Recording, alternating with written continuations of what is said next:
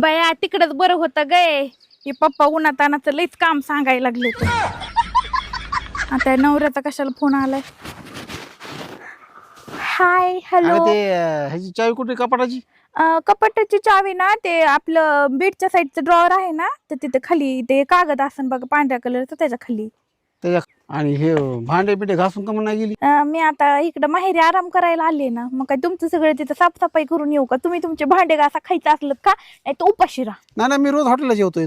मला भांड्याची गरज नाही. फक्त मी असले होतं जमत नाही तुम्हाला हॉटेलला जेवायला. मी घरी आलोय आज.